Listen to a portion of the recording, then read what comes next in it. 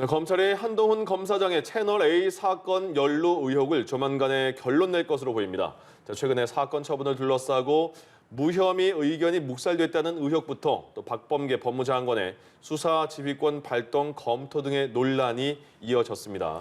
때문에 검찰도 더는 처분을 미루기 어려울 것이란 전망이 나옵니다. 박수주 기자입니다.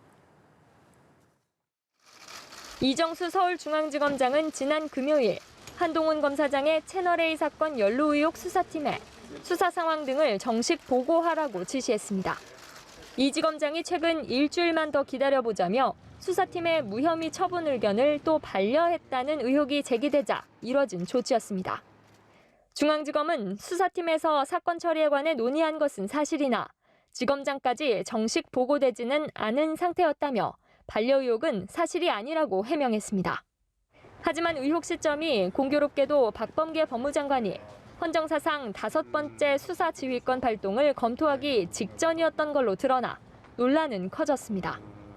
추미애 전 장관이 윤석열 검찰총장 시절 채널A 사건 등 6개 사건에 대해 배제한 검찰총장 지휘권 복원을 검토한 건데 한 검사장 무혐의 처분을 막기 위한 의도라는 의혹이 일었습니다.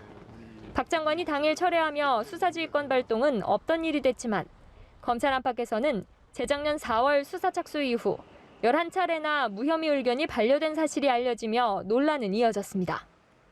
이런 상황에서 이 지검장이 정식 보고를 지시한 만큼 늦어도 이달 중 처분이 이뤄질 것이란 전망이 나옵니다.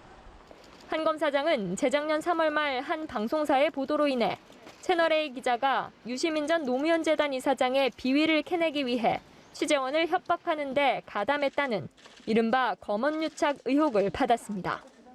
검찰은 그해 8월 채널A 기자들을 이듬해 10월 수사 책임자이던 정진웅 전 중앙지검 형사 1부장을 재판에 넘겨 1심 판결까지 받았지만 2년 가까이 한 검사장 처분은 내리지 않았습니다. 연합뉴스 TV 박수주입니다.